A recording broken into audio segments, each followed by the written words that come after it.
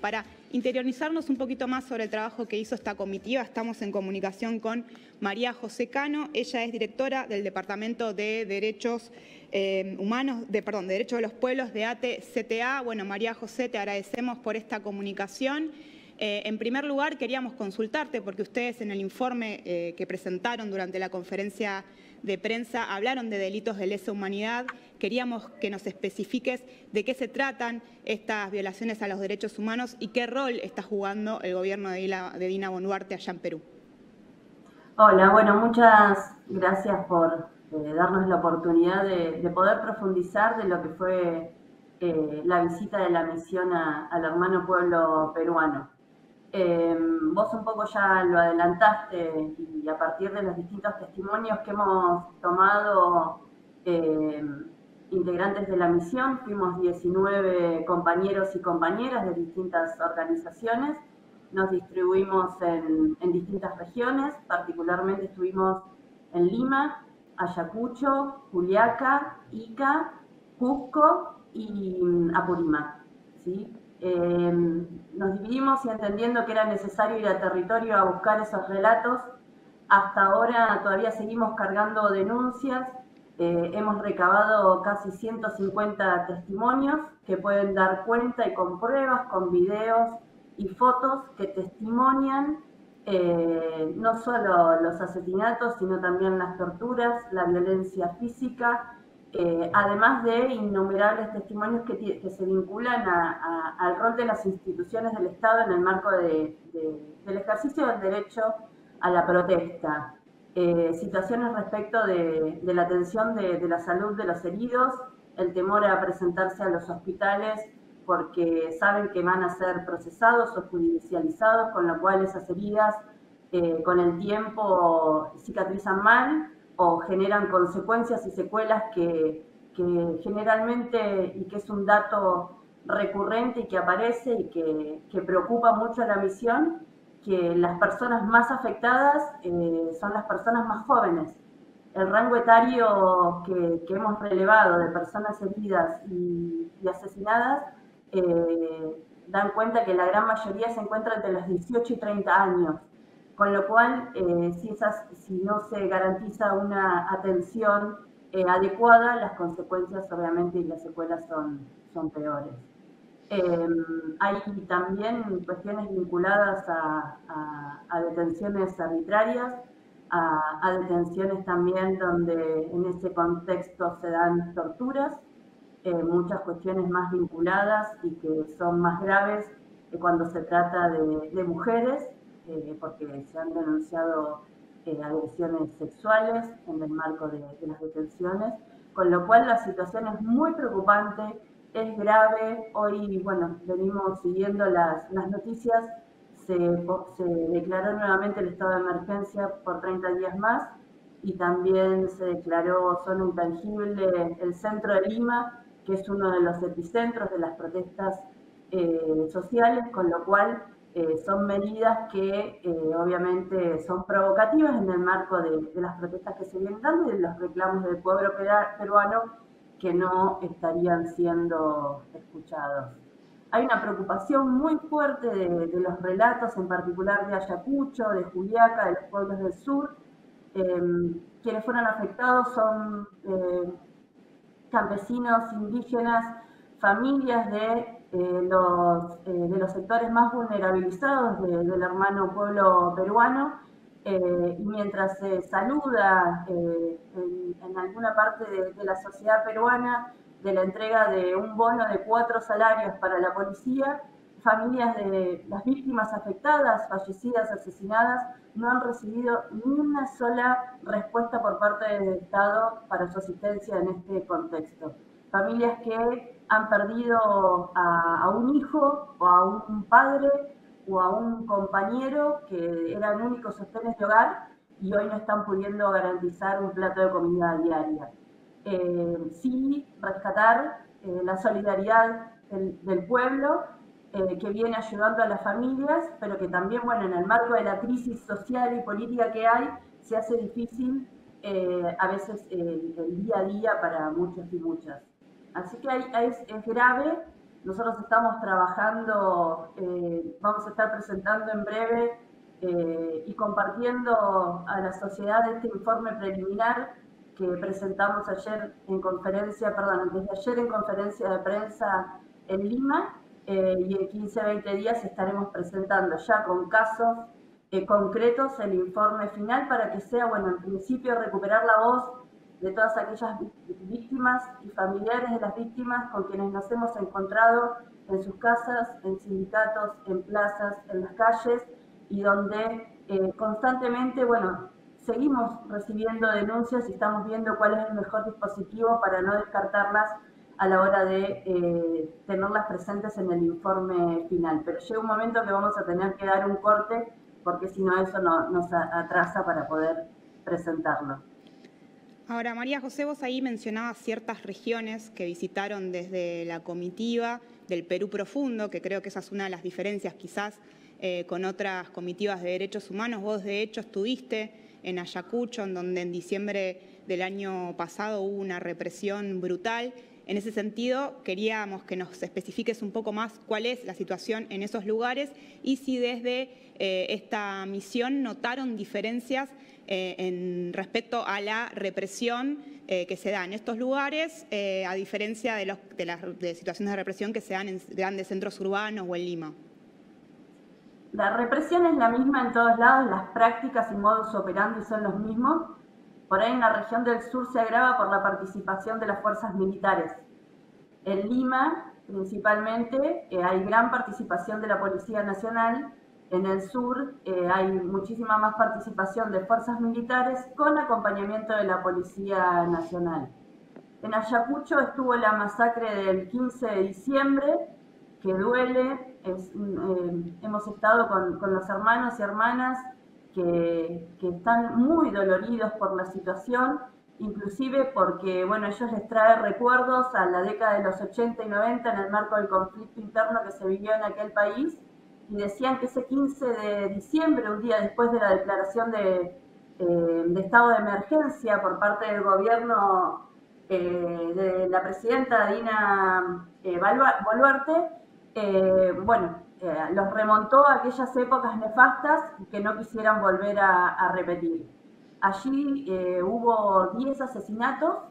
más de 75 heridos, solo se atendieron un poco más del 50% por temor a represalias y procesamientos, que estén procesados, como te comentaba anteriormente. De los 10 fallecidos, hay un adolescente de 15 años, hay otros que no participaban ni siquiera de la movilización, que vivían en las cercanías del aeropuerto donde se realizó la represión, con lo cual es un dolor grandísimo el que está viviendo no solo los ayacuchanos y ayacuchanas, sino también todo el pueblo peruano, de cómo fueron estas masacres, como fue la de Juliaca el 9 de enero, y que en el marco del paro nacional del 9 de febrero, cuando nosotros estábamos allá, Juliaca estaban haciendo una misa y fueron reprimidos con, bueno, más de una veintena de heridos en ese contexto. Hay un pedido pero un pedido intenso por parte de los hermanos y las hermanas, que a nosotros nos conmueve mucho, de que no quieren que los dejemos solos, de que el mundo, la región, sepa de lo que están viviendo, romper los cercos mediáticos. Hay un apartado en lo que tiene que ver, en lo que respecta a los medios de comunicación. Hay informes realizados por la Agencia Nacional de Periodistas por los fuertes ataques que han tenido en el marco de las represiones, y también periodistas o trabajadores de prensa que no están pudiendo decir la verdad porque los tienen amenazados con la pérdida de sus puestos de trabajo. Con lo cual también se hace muy difícil para ellos realizar la tarea a la que son convocados, y desde ahí, bueno, valoramos a quienes nos han estado acompañando desde que llegamos hasta que nos fuimos, mostrando lo que la misión día a día hacía en los distintos puntos del país de Perú. María José, vos ahí mencionás el rol de los medios, y otro de los aspectos que ustedes denunciaron es que justamente esta persecución social se está dando en una connivencia entre los medios, el Poder Judicial y el Poder Político. ¿Nos podés hablar un poquito más de ese mecanismo que se está desarrollando en Perú? Sí, los medios, bueno, ahí un poco ya te adelantaba, inclusive, bueno, hay un fuerte sesgo en el marco de estas protestas y como también se da en otras misiones racista y de clase, donde los medios han sido muy duros justificando las represiones en el marco de la protesta social. El Poder Judicial no ha investigado ninguna de las denuncias que se ha iniciado. Muy por el contrario, como venía diciendo, no todos acceden a la atención de la salud por temor a ser procesados.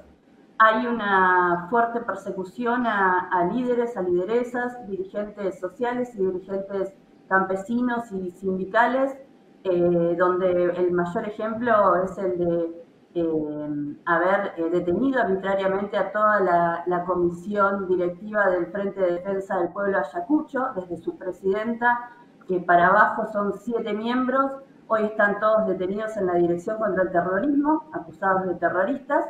y hay un fuerte discurso, y que eso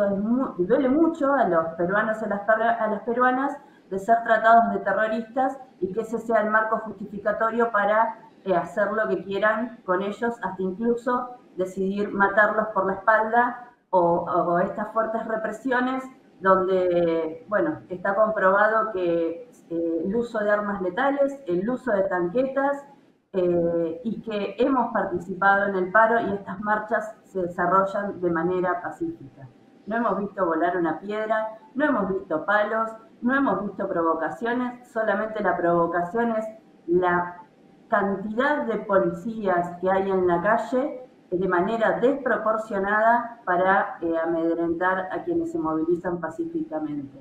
Con emboscadas, con calles cerradas, sin posibilidades de que uno pueda circular y manifestarse. Con lo cual se torna muy complejo, allá de los distintos discursos que hay y que quieren tergiversar los justos reclamos de los hermanos peruanos y peruanas. Bueno, así las cosas, la represión es muy fuerte. Vos hoy nombrabas 60 muertos, nosotros no tenemos una cifra total, pero sí lo que circula es que hay 76 muertos, entre ellos hay varios niños y niñas,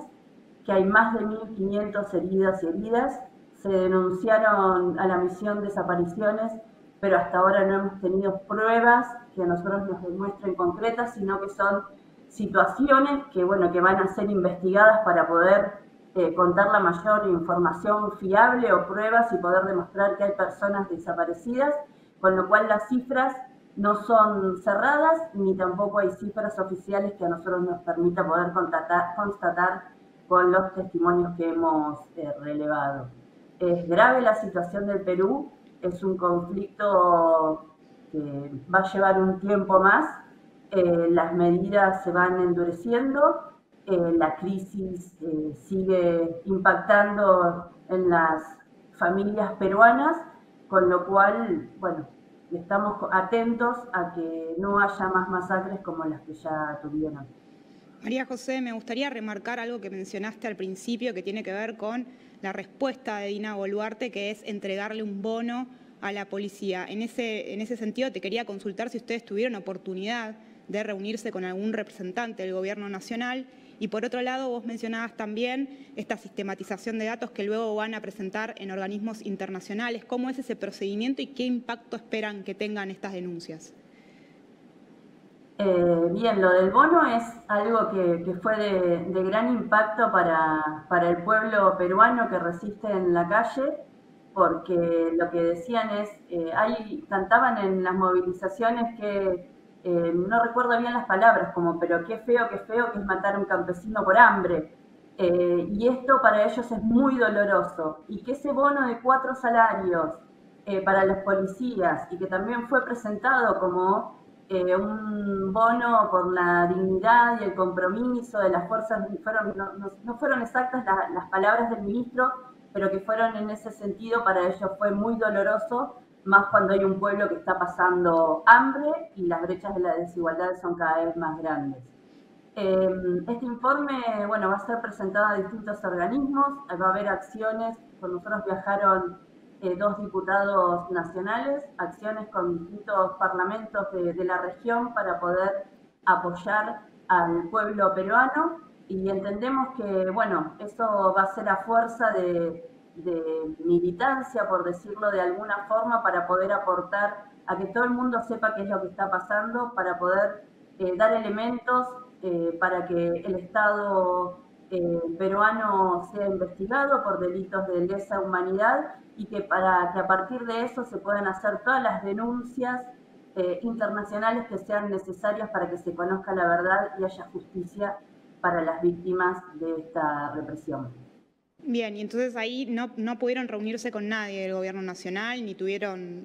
alguna evolución, digamos, de representantes del gobierno nacional mientras estuvieron allá. Sí, ahí mira, se pidieron reuniones, solamente, bueno, fue una comitiva, fue otro grupo, fueron recibidos por el secretario de Derechos Humanos y de Discapacidad, no por el máximo o la máxima responsable del área de derechos humanos, donde, bueno, muy rápidamente les plantearon el trabajo que hacían como Defensoría del Pueblo, perdón,